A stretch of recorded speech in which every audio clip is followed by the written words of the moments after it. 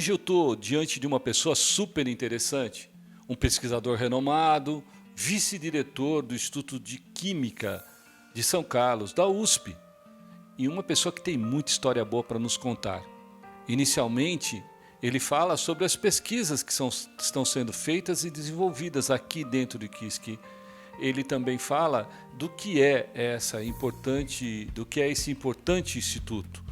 Professor, conta pra gente, o que vem a ser o Instituto de Química de São Carlos? Vamos historiar um pouco essa nossa conversa. Olha, o Instituto de Química de São Carlos, ele tem, na minha percepção, algumas características importantes que nós precisamos destacar. Num primeiro momento, ele foi construído dentro de uma visão que tentava trazer a química para São Carlos de uma forma muito inusitada. E para isso, o Instituto de Química ele foi criado com várias forças de diferentes origens e com um pensamento sempre muito afinado no sentido de dizer o seguinte: olha, nós precisamos construir uma química forte em São Carlos. E como é que você constrói uma química forte num lugar que não tem muita tradição na área? Através de pessoas de visão. Como nós tivemos aqui o nosso grande exemplo, é sempre o professor Sérgio Mascarenhas, né? E o nosso aqui no Instituto de Química também não é? Que tem essa visão de futuro, né? Que tem essa visão do que precisa ser feito hoje para nós construirmos um amanhã mais apropriado para nós trabalharmos nele. Então esses, digamos assim, desbravadores aí, não é? Eles criaram condições que naquela época, não elas tinham uma característica muito interessante, que eram a vontade muito clara de produzir ciência de qualidade. E, naturalmente, embora existisse naquela época talvez um aspecto um pouco distinto de hoje, não é? Hoje nós vivemos num mundo pluridisciplinar, não é? Então, hoje as interfaces elas já estão vencidas, né? E naquela época isso nem sempre era real, então isso precisava ser construído devagar, né? E o Instituto de Química fez uma opção então por desenvolver uma área bastante forte que estava diretamente relacionado com o que nós continuamos chamando ainda de ciência básica, né? Então foi isso que foi feito. E eu penso que com isso, né, quer dizer, desenvolvimento de conceitos fundamentais, num momento que nem computador nós tínhamos ainda, né? Desenvolvimento de conceitos fundamentais aplicáveis à química que nos deram assim um embasamento bastante eficiente para construir um Instituto de Química que hoje atua em algumas frentes que nós consideramos aqui muito positivas, que são, naturalmente, na área de saúde, que é uma frente que sempre é importante, né, do ponto de vista global, a área de meio ambiente, né, que é uma característica que nós temos que sempre trazer na nossa mente para poder dizer que nós seres humanos, e particularmente nós químicos, nós temos que nos preocupar com uma questão fundamental que é planetária. Ela não é sancarlense, ela é planetária. Então isso significa dizer que qualquer novo produto, qualquer nova entidade química produzida neste instituto, ela precisa ter como garantia que nós não vamos atacar o ser humano, nós não vamos atacar o planeta. Porque nós temos, ao longo dos anos, por razões outras que não cabem aqui, não é? Deixado essas questões um pouco à margem. Então, nesse aspecto é que a gente construiu o Instituto.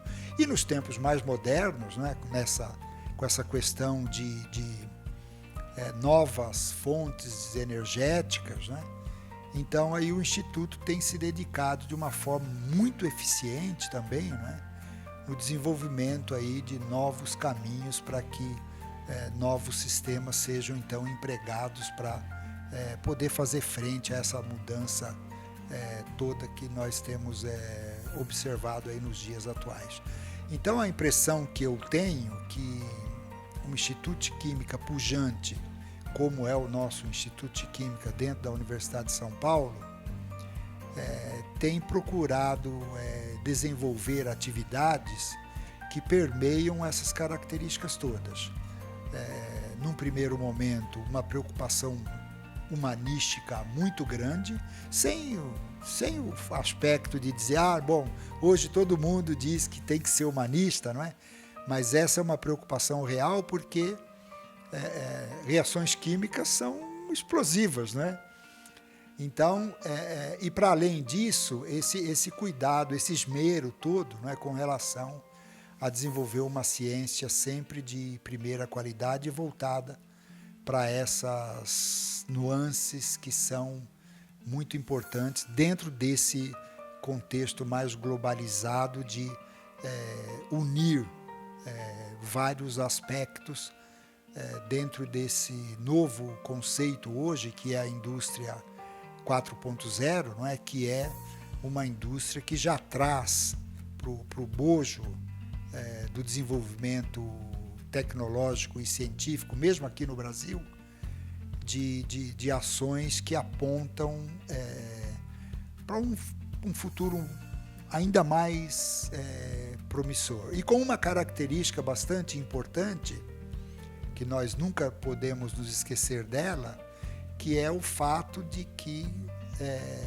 operando todo esse sistema, tem um ser humano que está pensando muito fortemente em como apresentar novas ideias, novas soluções, novos produtos e que sejam eles qualificados para preservar de uma forma melhor aí o ser humano e o meio ambiente.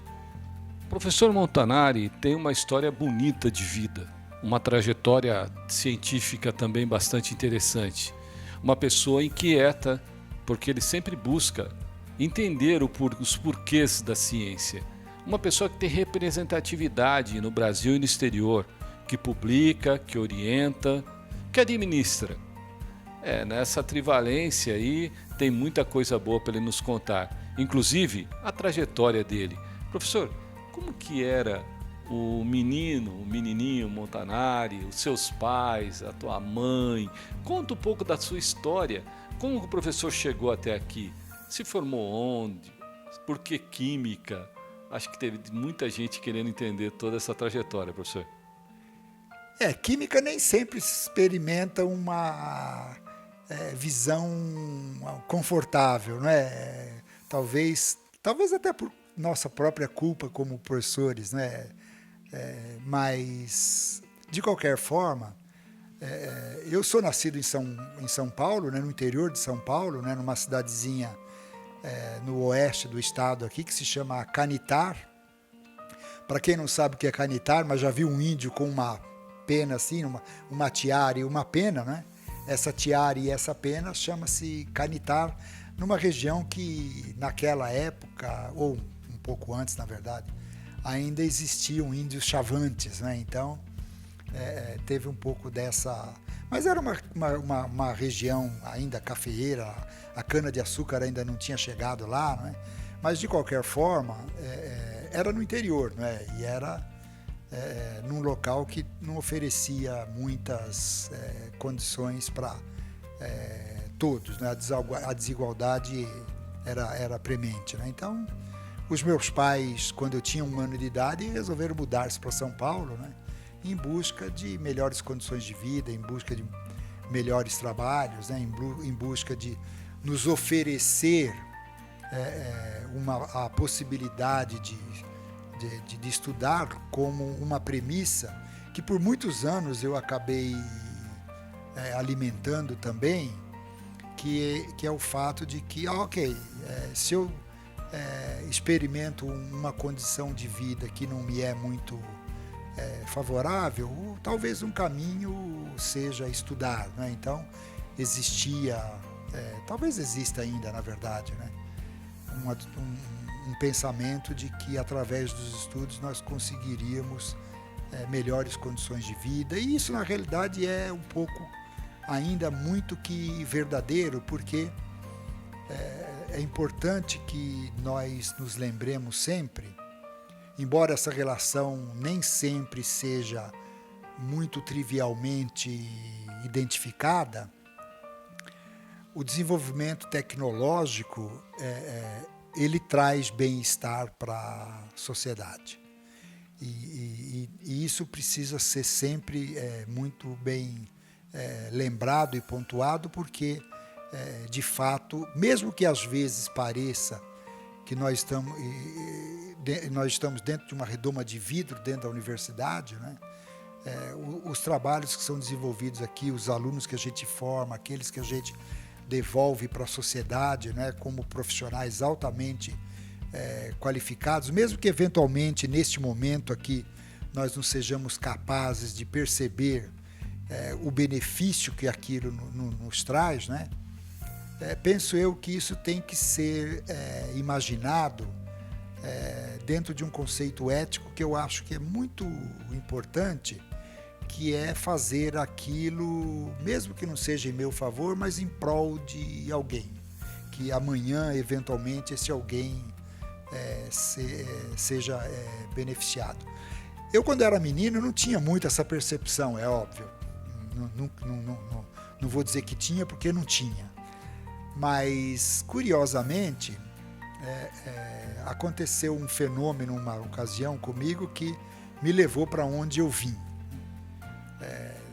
Um determinado dia lá eu tive uma dor de cabeça, né? E aí foi a primeira dor que eu experimentei, né, de adulto, quase adulto, né? E aí eu disse para minha irmã, eu tenho essa dor de cabeça aqui, como é que faz? E aí ela me apareceu com um comprimidozinho bem pequenininho assim, né? E ela me disse assim, olha, toma esse remédio aqui, que se você tomar esse remédio a sua dor de cabeça vai desaparecer. E eu já conheci um pouco de lei de ação de massas, que na química tem um aspecto muito importante, né? E aí eu olhei para aquele comprimidozinho pequenininho assim, que eu peguei na ponta dos meus dedos, né? E olhei para o tamanho do meu corpo, né? Eu na época pesava acho que uns 70 quilos, mais ou menos, né? 1,73 m de altura, né? Aí eu olhei para aquele negócio lá e esse negócio aqui não vai dar certo. Tinha, sei lá, 500 miligramas de um remédio que eu tinha que tomar e uma dor de cabeça terrível. Não tinha lei de ação de massas que conseguiria explicar esse fenômeno. Eu tomei. Meia hora depois a minha dor de cabeça desapareceu. Aí eu descobri o que eu queria fazer na química. Porque eu queria saber como é que isso seria, como é que era possível isso, né? Como é que era possível, sem conseguir explicar adequadamente o fenômeno, que a minha dor de cabeça então teria desaparecido. Então depois eu fui fazer química, não é? Naquela época a minha família ainda era numa condição financeira não muito apropriada, né? Então eu para estudar tive que trabalhar, né? Então fui para a escola pública no meu tempo nós tínhamos primário, ginásio, colégio e aí a faculdade, né? Então eu segui nesse ciclo todo aí, até antes da faculdade no curso público, né? Nas escolas públicas. E aí depois eu fui fazer Química nas faculdades Oswaldo Cruz, em São Paulo, né? E gostei muito do que fiz, e aí quando terminei o curso, aí eu fui para o Instituto de Química da USP, em São Paulo, para fazer pós-graduação, e aí exatamente nessa frente de tentar compreender como é que era possível explicar, tentar pelo menos, né, explicar a lei de ação de massas, comparativamente 500 miligramas com 70 quilos, né? Como é que poderia aquilo resolver o meu problema de enxaqueca. Então foi assim que eu comecei nessa frente aí, e aí depois fui desenvolvendo, né? E aí acabei me interessando muito por doenças negligenciadas, por uma razão que eu gosto sempre de repetir e enfatizar, né? Nunca nós tivemos na história dos ganhadores de prêmio Nobel um achado tão grande como aquele que desenvolveu Carlos Chagas, que foi quem fez a descoberta da doença que hoje leva o nome dele, a doença de Chagas. Em cerca de apenas 3 anos, ele conseguiu descrever toda a etiologia da doença de Chagas, passando por vetores, passando por modos de infecção, passando por todos os aspectos necessários para bem caracterizar uma nova doença. E não ganhou o prêmio Nobel. E nós até hoje, mais de 100 anos, né, depois da descoberta da doença, nós ainda não conseguimos tratar a doença de uma forma adequada. Então esse continua sendo no nosso grupo de pesquisa, né, o grupo de Química Medicinal e Biológica aqui do Instituto de Química de São Carlos, continua sendo o nosso mote, no sentido de produzir, então, novas entidades químicas capazes de serem aproveitadas para o tratamento da doença de Chagas. E aí, com o advento da Covid, né, que nos atropelou no meio do caminho aí, né, e nós penso que a gente ainda nem se recuperou bem, né? Nós não nos recuperamos bem ainda dessa pandemia, né? Mas aí, por força da natureza química dos processos, né, aí a gente acabou também enveredando um pouquinho para essa frente aí, com o objetivo também de tentar identificar novas entidades químicas capazes de tratar da Covid-19. E agora a gente está nesse processo, né, de tentar estabelecer uma interface com a indústria farmacêutica, porque nesse momento de desenvolvimento de novas entidades químicas, aí nós precisamos da indústria farmacêutica, né, porque aí nós precisamos ir para ensaios pré-clínicos em fases ulteriores, eventualmente ensaios clínicos para poder avançar, e aí isso tudo precisa de uma parceria com a indústria farmacêutica. Então é mais ou menos nesse momento que nós estamos hoje, dentro dessa pequena trajetória aí. Uma trajetória tão bonita que envolve ciência, tecnologia e inovação de uma forma tão ampla e tão bem aplicada, que quando a gente conversa com o professor Montanari, da forma como estamos conversando, a gente vê que o universo é muito amplo da ciência, mas ele não ficou por aqui. Como ciência não tem fronteiras, ele também foi mostrar o que a gente faz e ser aplaudido muitas vezes de pé em congressos internacionais, institutos de pesquisa, instituições de pesquisas mundo afora. É assim mesmo, professor, à medida que vai se descobrindo, que vai se inovando, vai se publicando, aí o professor vai para fora e fala assim, nós fizemos. A ciência brasileira ela pode ser considerada uma ciência de qualidade, né, professor? Olha, essa sua pergunta é muito curiosa, porque eu não sou saudosista, não é? No sentido de dizer, ok, espera lá, antes isso foi construído dessa forma, né? Mas é importante isso porque eu gosto sempre de citar uma pequenina frase escrita por Shakespeare, né? Que dizia muito simplesmente assim, olha, que o passado seja prólogo, né? Claro que nós gostaríamos de escrever como ele, né? Mas com essa finesse toda assim, só ele, né? Mas eu gostaria de começar através de um ponto que eu penso que é sempre muito importante, que é o seguinte. Quando eu comecei, nós tínhamos uma percepção muito distinta do que era ciência, e ciência de primeira qualidade. E existia naquele momento um pensamento que, se a gente parar e avaliar com um pouco mais de critério, ele passa a ter um fundamento interessante. Nós temos que desenvolver e fazer ciência aqui, com o nosso intelecto, com as nossas condições, com a nossa capacidade. E nós éramos imbuídos muito disso. Então, no meu caso em particular, por exemplo, eu fui muito tocado por isso, né? Porque a Sociedade Brasileira de Química, naquela época, tinha acabado de ser fundada, né? Então, você sabe, quando você cria uma sociedade num país, é porque aquela área é uma área que tem alguma importância para aquele país, né? E nós temos hoje. Hoje a gente anda de carro, a gente anda de navio, a gente anda de trem, a gente anda de ônibus, às vezes a gente anda de avião, né? E tudo isso, né, com a química por trás. Mas existia esse pensamento, né? Nós temos que ser independentes. Então eu, só a título de curiosidade, né? Se nós pegarmos o meu currículo até hoje, o periódico científico que eu mais publiquei artigos científicos chama-se Química Nova. Por quê? Porque nós entendíamos que naquela época nós tínhamos que publicar artigos científicos na língua portuguesa. Claro que depois a coisa evoluiu, eu ainda continuo pensando e até gostaria de aproveitar essa oportunidade, que agradeço muitíssimo aqui, da oportunidade que eu recebo de vocês, em dizer o seguinte: hoje, claro, a gente precisa expandir, né? Nós precisamos expandir isso para a América Latina, né? E aí nós precisamos expandir para o espanhol, né? E é claro, transbordar tudo isso daí. E particularmente para fora.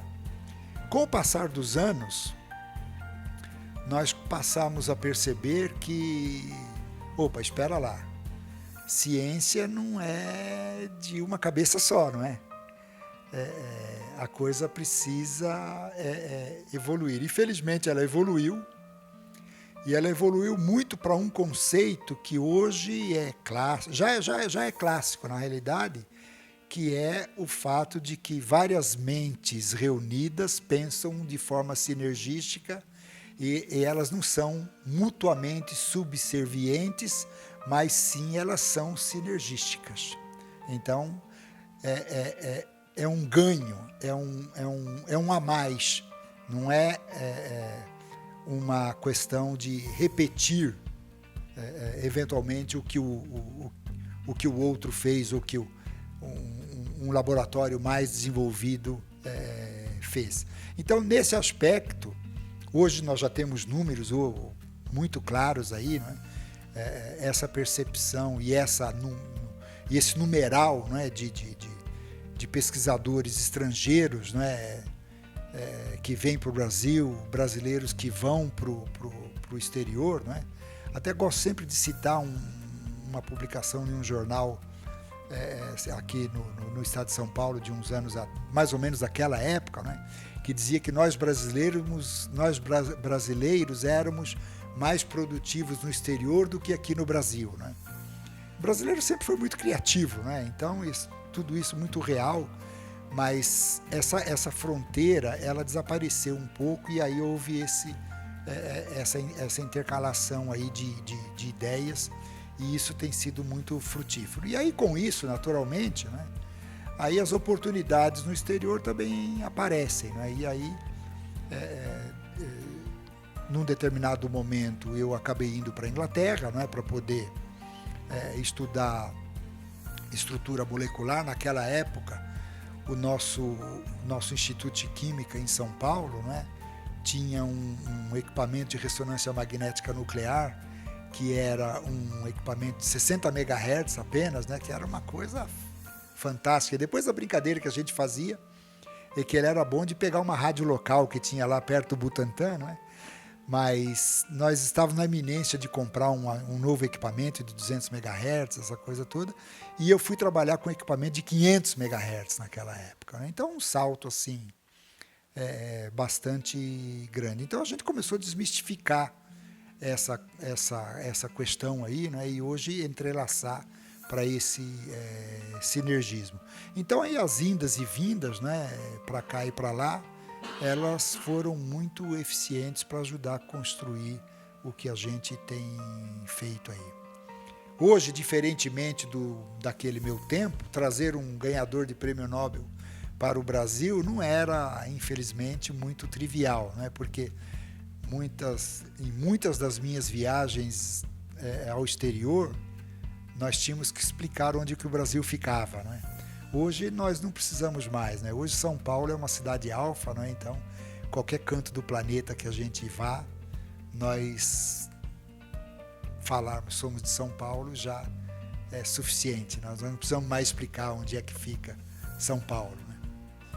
E também, nós também não precisamos nos esforçar muito para explicar para o mundo onde fica o Instituto de Química da USP de São Carlos, um instituto tão importante, tão imponente, eu diria, no aspecto científico, que tem pessoas como o professor Montanari, tão dedicado, feito um sacerdote da ciência, que trabalha os conceitos tão importantes para ciência, para tecnologia e para a inovação de um país que precisa continuar a crescer.